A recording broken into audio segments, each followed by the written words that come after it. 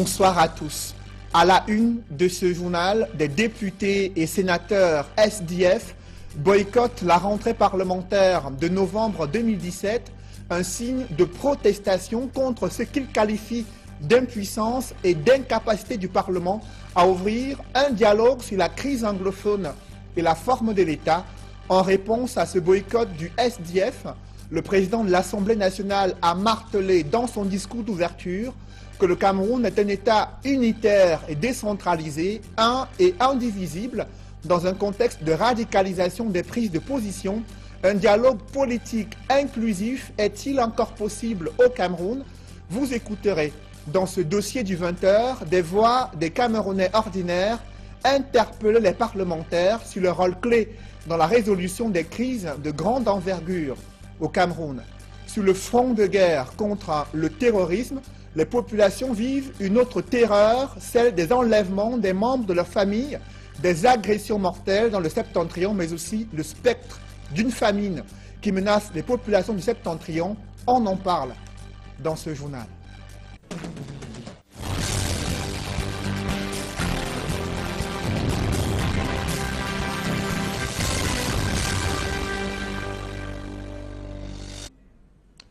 Merci de suivre cette édition complète de l'information sur Equinox Télévision. La rentrée parlementaire de novembre 2017 est marquée par le boycott des députés et sénateurs du SDF à l'Assemblée nationale et au Sénat en suspendant ainsi leur participation. Ils entendent protester contre ce qu'ils qualifient d'impuissance et d'incapacité du Parlement à ouvrir un débat sur la crise anglophone et la forme de l'État.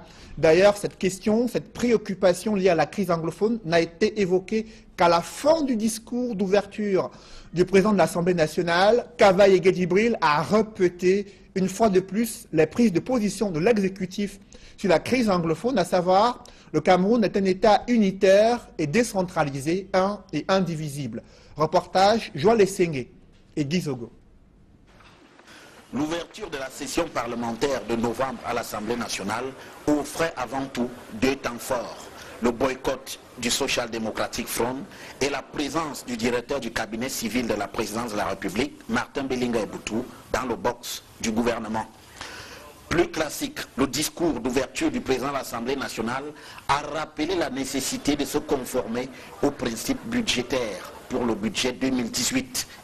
Le projet de budget qui sera bientôt soumis à l'examen de notre Chambre va être un projet réaliste, conforme aux grandes orientations de la politique budgétaire. Aussitôt après, il a précisé le contexte dans lequel ce budget va être examiné. Ce nouveau budget intervient dans un contexte global, toujours marqué par la chute des cours de pétrole et des autres principales matières primaires, à l'instar du cacao et du café. Sur un tout autre plan, le président de l'Assemblée nationale a mis en garde contre les risques d'une famine dans le septentrion.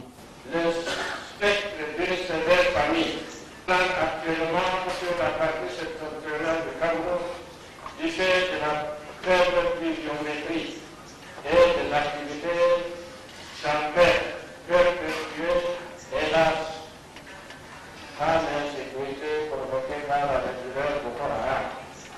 Relégué à la dernière extrémité du discours du président de l'Assemblée nationale, la crise anglophone lui a inspiré la condamnation des actes de violence et l'évocation sans relief du dialogue. C'est le lieu pour moi de condamner avec la dernière énergie les assassinats, les actes de violence et les autres exactions qui continuent d'être perpétrées, surtout dans les milieux scolaires. On ne peut qu'encourager les uns et les autres à rester dans la voie du dialogue et de la concertation. Les députés, eux, se disent prêts. Nous sommes prêts, comme par le passé, à travailler pour le projet de budget qui sera soumis à notre examen. Nous souhaitons simplement que ce projet de budget prenne en compte l'actualité, les réalités de l'heure. Il faudrait que le budget reflète cette réalité pour permettre à notre pays de rester debout. Reste maintenant à rentrer dans le vif du sujet avec le dépôt des premières lois sur la table des parlementaires. Un débat parlementaire sur la crise anglophone est-il tabou à l'Assemblée nationale et au Sénat? Le RDPC, le parti au pouvoir, redoute-t-il des discussions sur la forme de l'État? Ce tabou subtilement imposé au Parlement agace le SDF. Ces parlementaires, ce matin, ont boycotté la rentrée à l'Assemblée nationale et au Sénat pour la session parlementaire du mois de novembre 2017 et comptent aller bien plus loin si rien n'est fait pour ouvrir un débat sur cette crise qui affecte déjà toute la République du Cameroun. Des précisions avec Marcelin Grassop dans ce reportage. C'est à l'absence de plusieurs députés que les parlementaires du SDF ont boycotté l'ouverture de la session budgétaire. Au siège du parti où ils se sont réunis, les absences de Joseph Wiba et de Joseph Bandam ne sont pas passées inaperçues, pour ne citer que ces deux députés bien connus qui ont été pris à partie récemment par les populations des régions anglophones. Il y a certains de mes parlementaires qui sont assiégés à résidence par les populations, par leurs électeurs dans leur région, leur demandant de ne pas se déplacer à Yaoundé, parce que ça fait 4 sessions que la crise a débuté dans les régions du nord-ouest et sud-ouest, et jusqu'aujourd'hui, pendant les 4 sessions, le Parlement n'a rien fait, alors que la Constitution, à son article 4, parle de l'autorité de l'État qui est exercée par le président de la République et le Parlement. Donc le Parlement devait faire quelque chose, ça fait 4 sessions, rien n'est fait. Les députés et sénateurs du SDF ont donc déserté l'hémicycle pour dénoncer la mauvaise gestion de la crise anglophone par le président de la République. Nous sommes, n'est-ce pas, à une étape de l'escalade qui, si rien n'était fait, risque de nous conduire à des lendemains très incertains. Parce que non seulement les éléments de force de sécurité ont été assassinés, ça c'est jusque-là, depuis le début de la crise, nous n'avions pas encore vécu ça, mais aussi les populations menacent nos élus de ce qu'ils n'entendent plus qu'ils aillent à Yaoundé sans qu'on sache ce qu'ils aillent faire. Parce que c'est comme s'ils cautionnaient ce qui se passe à Yaoundé, c'est-à-dire le mépris à leur endroit. Donc ceux-là aussi peuvent être tués au cas où, n'est-ce pas, sans façon, ils font comme s'ils coopéraient avec le gouvernement. Donc, que vous savez, nous sommes les élus du peuple, les représentants de ce peuple. Et ceux-là qui nous ont élus ne peuvent pas être en train de souffrir, ne peuvent pas être torturés, massacrés, et nous nous comportions comme le gouvernement, c'est-à-dire comme si de rien n'était. À la question de savoir jusqu'où iront-ils dans le boycott de la session en cours, les parlementaires du SDF s'en remettent à la sagesse du président de la République. Nous attendons un dialogue inclusif avec tous les acteurs de la société civile, des partis politiques, du clergé, des chefs traditionnels et autres. C'est ce que nous attendons. Lui-même, il a parlé du dialogue. Où est le dialogue? Donc c'est ce que le Premier ministre est en train de faire sur le terrain avec ses fonctionnaires. Je ne crois pas. Nous adressons notre communiqué en direction du chef de l'État parce que c'est lui qui doit apporter la solution à cette crise. Pour le moment, je ne peux pas vous donner la suite, donc la suite c'est que j'attends le chef de l'État. Ce n'est pas la première fois que les sénateurs et députés du SDF boycottent une session parlementaire, à la différence que cette fois, ils n'ont pas occupé leur siège avant de les abandonner, comme par le passé. Ils ont préféré un siège plus confortable selon eux, celui de leur formation politique au quartier Olézoa, à Yaoundé. It is worth noting. Et au Sénat, dans l'après-midi, Marcel Nyat Difendi a condamné la montée de la violence dans les régions anglophones avec les actes perpétrés contre des gendarmes. Le président du Sénat a invité les parlementaires à être des apôtres de la paix et s'engager pour relever les défis liés à cette session consacrée à l'examen et l'adoption du budget 2018. Et vous le voyez en image, cette session s'est ouverte en l'absence remarquée des sénateurs du SDF. Néanmoins, l'on a relevé la présence du directeur du cabinet civil de la présidence de la République et des membres du gouvernement invités à l'ouverture de la session parlementaire au Sénat pour ce mois de novembre 2017. Et toujours dans cette actualité, des Camerounais interpellent les élus de la nation sur leur rôle clé Dans la résolution de cette crise anglophone, il les exhorte, les députés et sénateurs, à utiliser le pouvoir législatif pour traiter des causes profondes de cette crise qui menace la cohésion nationale au Cameroun. Kate Diarra et Mitterrandam les ont rencontrés dans ce reportage. La rentrée parlementaire du mois de novembre, prioritairement réservée au budget de l'année 2018, est malgré tout une rentrée porteuse d'attentes et d'espoir pour nombre de Camerounais. De ceux que nous avons rencontrés dans la rue, beaucoup continuent d'accorder une confiance quasi aveugle à ces parlementaires, déjà perçus ici comme contre-pouvoir, cela par le contrôle de l'action gouvernementale. Ces parlementaires-là, nous, on a confiance en eux. Si on les bosse parce qu'on a confiance en eux, nous savons qu'ils peuvent bien faire le travail. Pourtant, il y en a plus critiques et intransigeants, aux yeux de qui les parlementaires ont désormais perdu toute considération. Bon, je pense que les sénateurs n'ont jamais joué aucun rôle pour le peuple camerounais. Ils ont toujours eu l'habitude de lutter pour eux, chercher ce qu'ils vont avoir. Bon, ce qu'ils vont faire aujourd'hui, je crois que ce sera la même chose. Il n'y aura rien à faire. Nous, on n'attend rien de ces parlementaires. Les Camerounais n'ont plus confiance aux députés parce qu'ils ne font pas leur boulot, ils ne pensent qu'à eux-mêmes. Ils ne viennent que vers la population quand ils ont besoin de leur voix pour être votés. Et après, on ne les voit plus. Des critiques qui n'ont pas empêché la formulation de leurs attentes, qui, bien que de plusieurs ordres, convergent toutes vers la résolution de la crise anglophone. Oui, qu'ils soient juste véridiques envers eux-mêmes et envers le peuple camerounais. Puisque avec la crise anglophone qui est en train de se passer, je pense qu'ils devaient s'attarder mieux par rapport à ce sujet et savoir que les Camerounais sont en train de souffrir. Chercher à trouver la solution pour que nos frères du Nord et du Sud soient dans de bonnes conditions et que le Cameroun soit en paix. La dernière session de l'an, qui intervient à un moment de crise, exacerbée par la radicalisation des revendications anglophones et la guerre contre Boko Haram, ne sera pas de tout repos pour les parlementaires. La preuve. Comme d'habitude, nous attendons le bien-être des Camerounais, que les députés, n'est-ce pas, puissent faire leur travail, à tel enseigne que les Camerounais puissent trouver une bonne façon de vivre.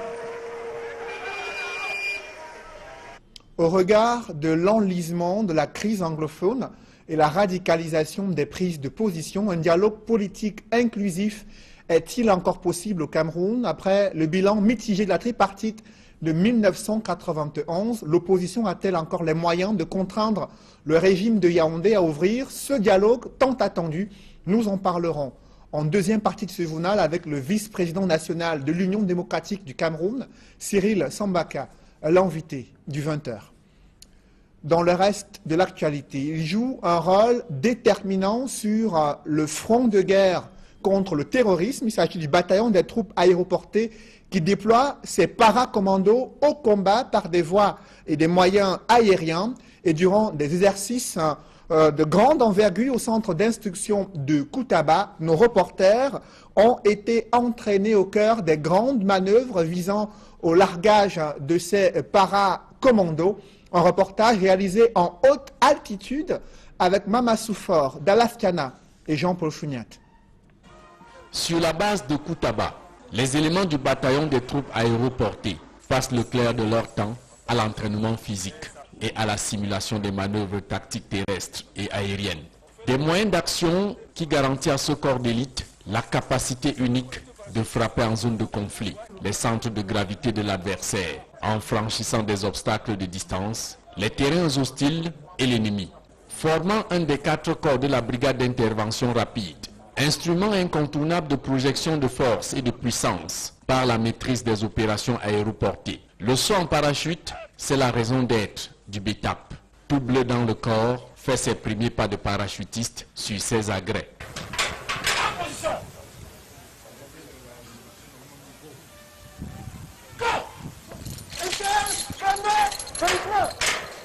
L'une des étapes indispensables de tout le processus, c'est l'exercice à la position d'atterrissage au sol. Et le manquer est souvent préjudiciable aux parachutistes. Le regard à 45 degrés vers le sol pour regarder le rapport de triangle angle jaune à point de pied. Regardez là où on doit atterrir.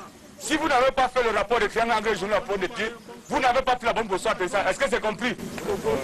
Au-delà des formations et des exercices communs à toutes les forces de défense et de sécurité, les éléments du BETAP ont des exercices de base spécifiques. La fenêtre d'assaut, la descente en rappel, le grimpé commando, des manœuvres d'ensemble nécessaires à l'aguerrissement du commando. Une fois le physique au point, le futur paracommando peut alors entamer des simulations de saut aérien sur balançoire. Vas-y. De la réarticulation, les troupes équipées de leur matériel de saut se rassemblent sur la piste en attente d'exécution des procédures d'inspection et d'embarquement. Une fois engouffrés dans le ventre du C-130, les mesures de sécurité vérifiées, l'aéronef militaire se lance sur la piste et s'envole pour d'autres acrobaties dans les cieux. Et les reporters d'Equinox Télévision ont le privilège de vivre de près toutes les opérations d'aéroportage et d'aérolargage des colis et des personnels. Le timing confirmé par cet éclaireur, les paracommandos évoquent la protection de leur saint patron, Michel Archange. Puis, le largage des troupes est enclenché.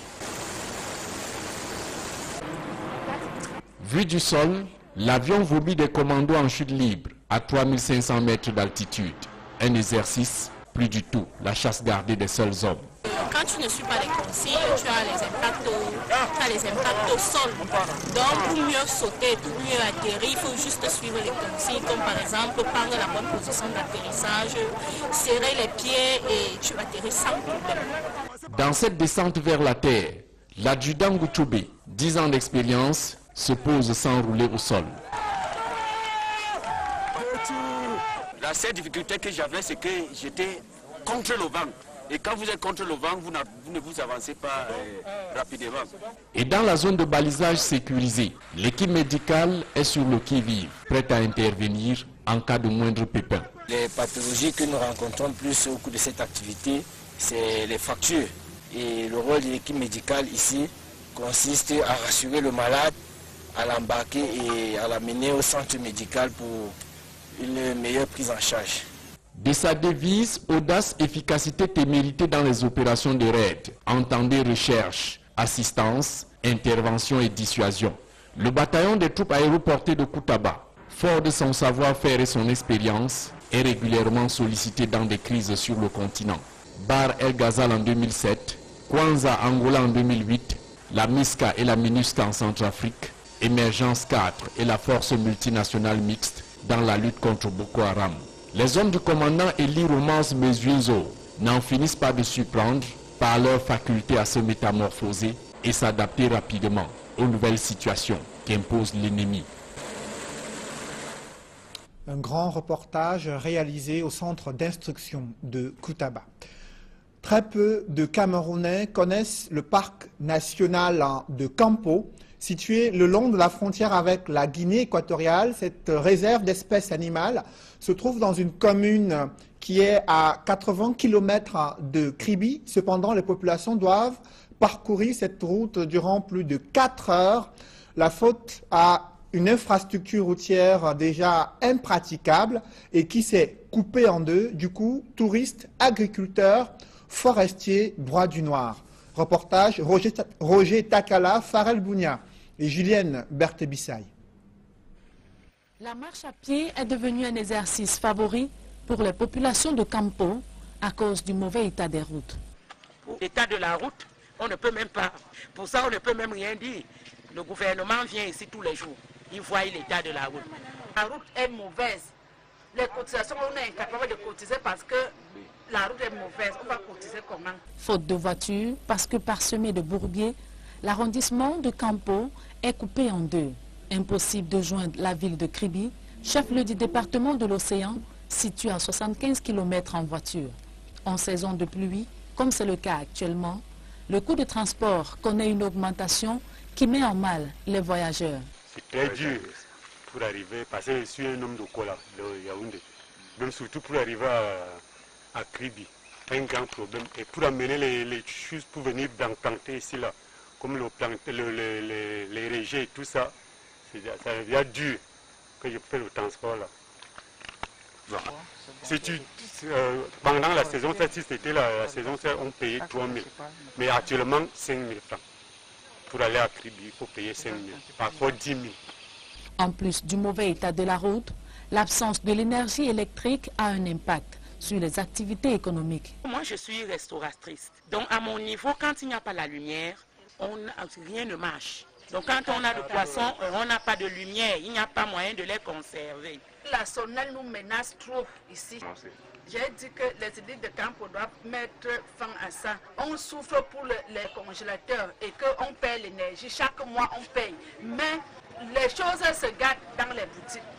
Depuis 2 mois aujourd'hui, on n'a pas de lumière bien. Est-ce que tu ignores ça? Non. On donne 30 minutes, on coupe. On donne 20 minutes, on coupe. 1 heure de temps, on coupe. On fait comment? Dépassées par cette situation, les populations lancent un cri de détresse à l'endroit des pouvoirs publics. Dans l'escale internationale, les enjeux de paix et de sécurité en Afrique sont au cœur d'un forum international qui se tient à Dakar, au Sénégal. Des précisions avec nos confrères de TV5 Monde. Ce forum, le Davos de la sécurité en Afrique, ce sont surtout des discussions informelles, des rencontres de couloirs entre tout le Gotha du monde du renseignement et de la sécurité en Afrique. Ce matin, lors de la cérémonie d'ouverture, le président sénégalais Macky Sall, qui est l'hôte de ce sommet, s'est exprimé en présence des présidents maliens et rwandais. Le message est clair, la menace djihadiste s'est considérablement développée en Afrique de l'Ouest ces 2 dernières années. Mais dans la lutte contre le terrorisme, les progrès sont lents et les États ont du mal à mettre en place des solutions adaptées. Pour que la riposte sur le terrain soit efficace et cohérente, il faut des forces de défense et de sécurité suffisamment formées et entraînées, suffisamment équipées et dotées de mandats clairs et robustes. L'heure me semble venue de repenser sérieusement la doctrine du maintien de la paix du système des Nations Unies. Autre enjeu soulevé pendant cette journée de débat, la nécessité pour le continent de trouver les moyens d'assurer sa propre défense, des solutions africaines pour des problèmes africains. La lutte contre le terrorisme ne doit pas seulement une lutte sécuritaire, une lutte militaire. Il y a d'autres aspects que nous, Africains, nous devrons regarder en face, à savoir que nous devrons améliorer notre bonne gouvernance, nous devrons plutôt créer plus de développement dans ces régions et nous devrons être sensibles aussi à la question des droits de l'homme. À l'issue de ces 2 jours de rencontre, il faut savoir qu'aucune grande décision relative aux crises africaines ne sera prise. Il s'agit davantage d'échanger, de débattre sur les sujets chauds du moment, comme par exemple le financement du G5 Sahel, dont la première opération a eu lieu en début du mois. Et au-delà de cette crise sécuritaire qui touche également le Cameroun, il y a une crise sociopolitique dans les régions anglophones et qui a suscité le boycott de certains députés, notamment ceux du SDF, à la rentrée parlementaire de novembre 2017. On en parle dans la 2e partie de ce journal, mais avant, un public reportage concernant cette nouvelle cuvée des diplômés de l'école Odessi, désormais sur le marché de l'emploi. Ils sont prêts à améliorer les performances des entreprises camerounaises. Reportage. Dans un décor majestueux, une ambiance chaleureuse, le mercredi 1er novembre 2017 à Douala, le délégué régional du ministère de l'Emploi et de la formation professionnelle pour le littoral a présidé la cérémonie de remise des parchemins aux apprenants de la 17e promotion de l'Odessi, baptisée Innovation. La cérémonie se tient dans un hôtel très huppé de la capitale économique, paré de leurs plus belles toges. Souriants, confiants et fiers de vivre ces moments inoubliables de leur carrière, les heureux lauréats exultent de joie. Et je pense que cela a été parfaitement exprimé à ce micro. Je ne peux que féliciter le promoteur du centre de formation professionnelle Odessi qui, en 17 ans, a déjà formé près de 4700 jeunes et inséré plus de 70% de cet effectif. Et je profite là pour adresser à monsieur le promoteur les félicitations de monsieur le ministre de l'Emploi et de la formation professionnelle pour l'œuvre qu'il abat aux côtés des pouvoirs publics dans le combat contre le chômage. Cet événement a concerné 270 lauréats arrivés en fin de formation dans les spécialités douane transit, transport et logistique, fiscalité et les différentes spécialités informatiques. Près de 9 mois d'études et après 2 mois de stage professionnel en entreprise, c'est un moment vraiment attendu. Vraiment, c'est un sentiment vraiment de satisfaction, que d'émotion, que de la joie. On est content du résultat, vraiment très satisfait. Le défi, c'est tous ceux qui se présentent avec un CV formation douane transit à l'Odessi, vraiment il ne faut pas douter. La qualité des enseignements est nickel. C'est vraiment professionnel, c'est exactement le terrain. L'Organisation pour le développement des échanges et du commerce international Odessi fait partie d'un groupe d'enseignement supérieur et professionnel dénommé ISFA Odessi. L'ISFA pour l'enseignement supérieur et l'Odessi pour la formation professionnelle. Odessi, c'est une formation optimale qui cadre avec les besoins enregistrés dans le monde de l'emploi. À l'Odessi, c'est le professionnalisme. Le corps enseignant est essentiellement constitué de professionnels. Il y a encore quelques possibilités d'inscription, particulièrement dans les filières de douane transit et de transport et logistique, pour ceux qui auront choisi l'enseignement supérieur dans le cadre du BTS ou bien du HND.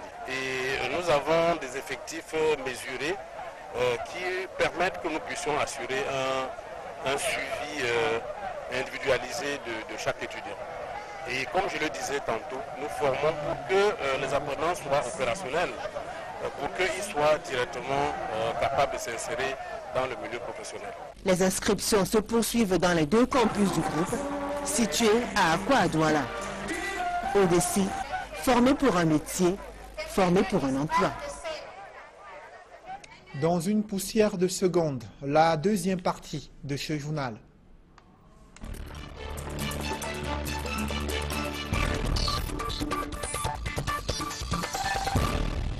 Je reçois sur ce plateau le vice-président national de l'Union démocratique du Cameroun, Cyril Sambaka. Bonsoir. Bonsoir Cédric Mouffelet, bonsoir à tous les téléspectateurs de Kinox. Vous avez suivi les députés et sénateurs SDF, ils ont boycotté cette rentrée parlementaire du mois de novembre 2017 pour dénoncer, selon eux, la mauvaise gestion gouvernementale de la crise anglophone et le refus d'ouvrir un débat parlementaire sur cette question qui cristallise l'attention depuis près d'1 an.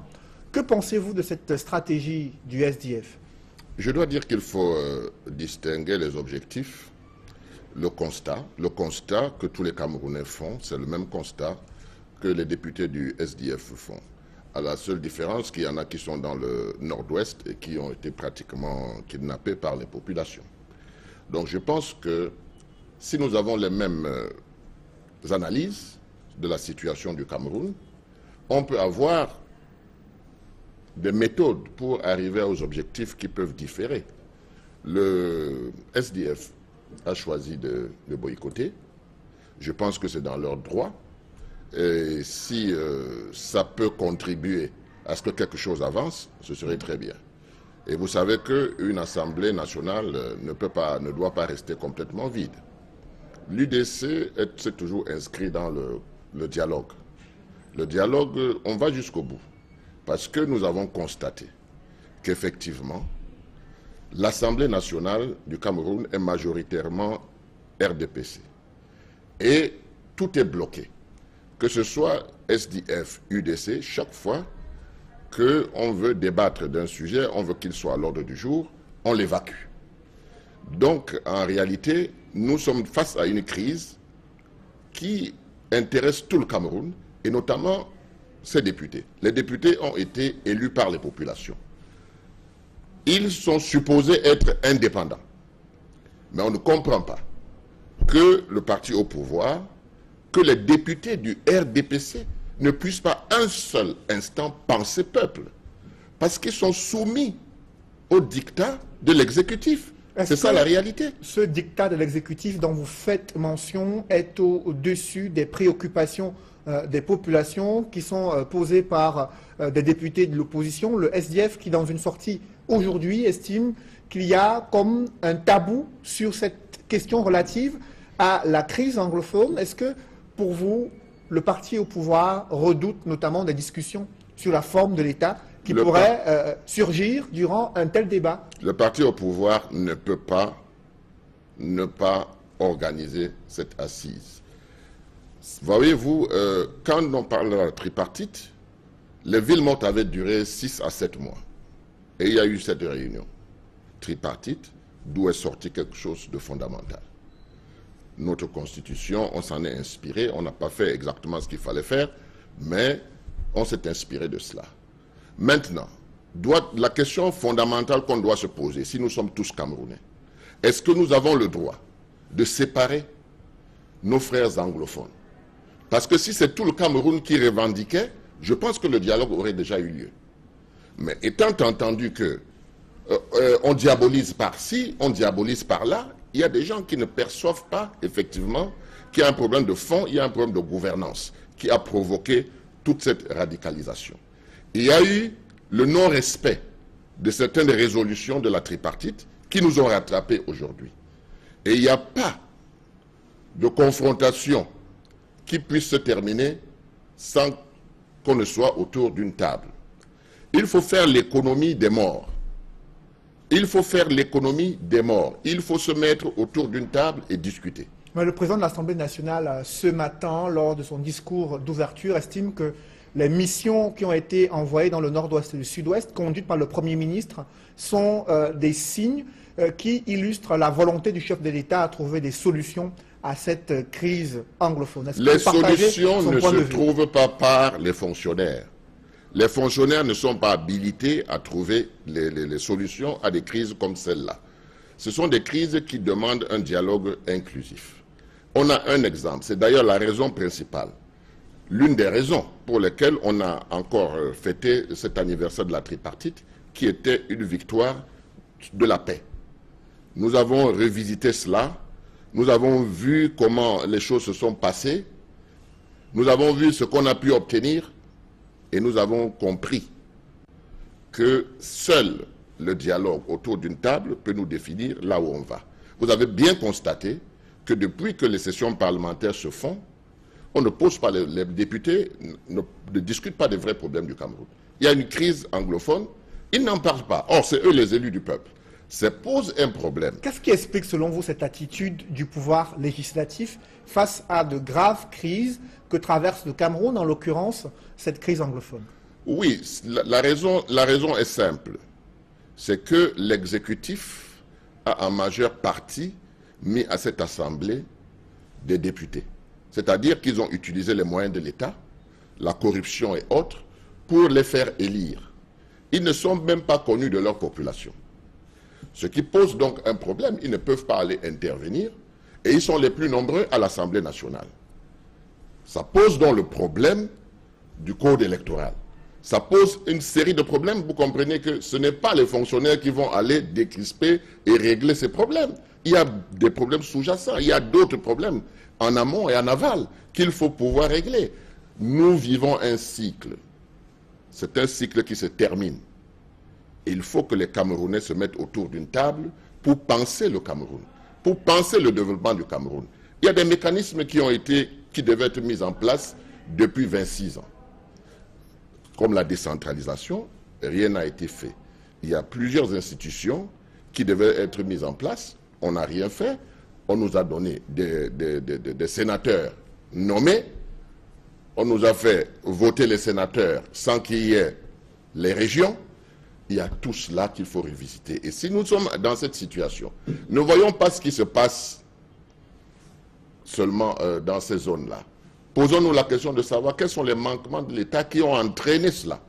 Parce que sur cette table, il y a un an, je me rappelle bien, je vous l'avais dit, je vous avais dit qu'après que l'armée descende, parce que la force, le pouvoir a cette habitude de penser que l'armée est là pour mater les populations. Non, l'armée est là pour protéger les populations. Mais chaque fois qu'ils sont en difficulté, parce qu'ils ont failli, ils envoient l'armée. Ils envoient la police, ils envoient la gendarmerie. Et je vous avais dit que quand on va rentrer dans une résistance passive, il faudra régler ce problème très rapidement. Alors, parce que le schéma est simple. Quand on parle de la résistance passive, des gens s'infiltrent forcément. Et puis quand ça met trop longtemps, on commence à connaître ce que nous sommes en train de vivre aujourd'hui. Ça aurait pu s'arrêter depuis un an. Alors vous avez parlé de la tripartite de 1991, 26 ans après, un bilan que vous jugez mitigé. L'opposition a-t-elle encore les moyens politiques, elle qui évolue en rang dispersé, a-t-elle encore les moyens politiques de contraindre le régime d'ouvrir un nouveau dialogue face à une telle crise pour refonder les institutions de l'État? Je vous ai dit, la première chose, c'est la prise de conscience de tout le Cameroun que nos frères anglophones ont des problèmes. Ça, c'est la première chose. Parce que la crise de 91, c'était tout le Cameroun, au moins 7 à 8 régions. Donc la tripartite a eu lieu. Et si le gouvernement estime que 2 régions, ce n'est pas le Cameroun, ce n'est pas suffisant pour qu'on ouvre ce genre de rencontre, je dois dire que cette rencontre tripartite n'a pas été perçue, pas qu'elle était mitigée, mais elle n'a pas été perçue de la même façon, parce qu'il y avait des acteurs de l'opposition qui étaient à l'intérieur, il y avait des modérés, il y avait ce qu'on appelait les radicaux, et il y avait les extra-radicaux qui se trouvaient plutôt à l'extérieur. Et on n'a pas revisité, comme nous l'avons fait hier, tous les accords de la tripartite. Comment cela s'est passé? Quand on vous dit on ne peut pas discuter de la Constitution, cela avait été dit en 91. Mais à l'intérieur de la tripartite, nos leaders ont pu amener le gouvernement à céder et inscrire donc la refonte constitutionnelle. Est-ce que justement ce débat sur la forme de l'État peut renaître à travers cette crise anglophone? Vous suivez les prises de position des uns et des autres dans le cadre de cette crise. Il y a d'un côté le parti au pouvoir et les pontes du régime qui estiment que le Cameroun est un État unitaire décentralisé et qu'il n'y a pas de débat là-dessus. D'autres qui sont favorables au fédéralisme et certains plus extrémistes qui expriment leur prise de position séparatiste. Comment peut-on juguler tous ces problèmes-là? D'abord, il faut rectifier. Le Cameroun n'est pas un État unitaire décentralisé. On n'a pas de décentralisation au Cameroun. Et ça depuis 26 ans. Face à cet échec du gouvernement à implémenter la décentralisation, rien ne peut plus être tabou. Parce que pour dire que le Cameroun est un État unitaire décentralisé, il faut qu'on nous montre ce que c'est que la décentralisation. Or, si en 26 ans, on n'a pas pu implémenter la décentralisation, rien ne peut être tabou dans une discussion. Mais le gouvernement estime qu'il y a eu des premiers pas qui ont été effectifs à travers quelques pouvoirs qui ont été délégués aux collectivités territoriales décentralisées au Cameroun et que c'est un processus qui certes est lent mais qui progressivement va arriver à son terme. Non, non, c'est pas vrai. C'est d'ailleurs ça qui décourage beaucoup de gens des points de vue de notre gouvernement. C'est pas vrai. La décentralisation n'a pas besoin d'1 million de temps pour être implémenté. Ils ont refusé la décentralisation pour des raisons égoïstes. Ce sont des forces, comme on dit à l'UDC, des forces égoïstes de positionnement. Ce sont des gens qui ne veulent pas céder un pas sur l'autoritarisme. Nous avons besoin d'avoir ce qui est géré localement et ce qui est géré au niveau central.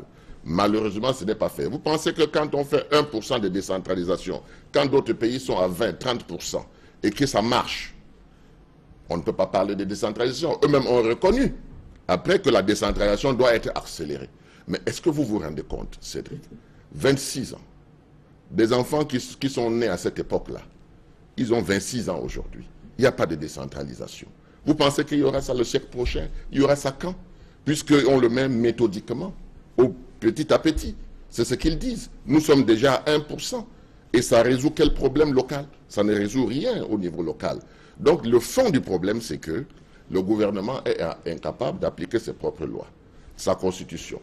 Donc, et qu'attendez-vous à présent du chef de l'État depuis qu'il est rentré à l'Assemblée générale des Nations Unies? Il ne s'est pas exprimé de façon claire sur les moyens qu'il compte engager pour résoudre la crise anglophone. On se dirige déjà vers la fin de l'année avec son traditionnel discours le 31 décembre. Il y a une session budgétaire qui démarre. Qu'attendez-vous concrètement? Vous voyez, c'est ça qui est formidable au Cameroun. Parce que tout le monde se rend compte, effectivement, que notre administration, nos ministres, le président de la République a l'habitude de leur dire qu'ils ont échoué. C'est la raison principale pour laquelle, vous voyez, le Cameroun est assez calme, parce qu'on sait que le président de la République, qui lui a été élu, a le dernier mot.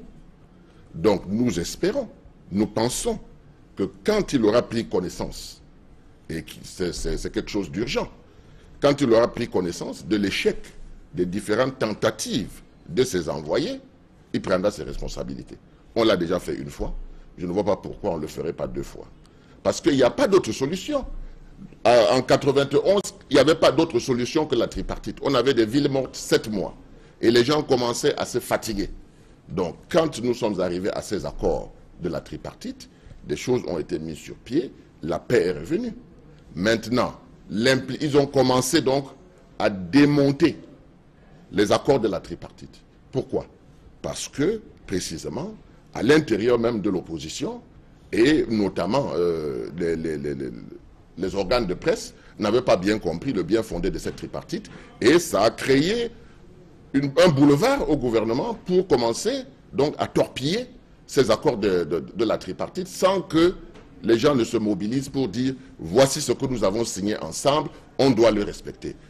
Cédric, il n'y a pas une autre solution que celle-là. Partout dans le monde, c'est comme ça que ça se passe. Merci Cyril Sambaka. Je rappelle que vous êtes le vice-président national de l'Union démocratique du Cameroun. Mesdames, messieurs, c'est la fin de ce journal. Merci de l'avoir suivi. Restez sur Equinox Télévision juste après cette édition du 20h. L'émission Parole de femmes, présentée par Julingue Nyondé. Bonne soirée sur Equinox Télévision.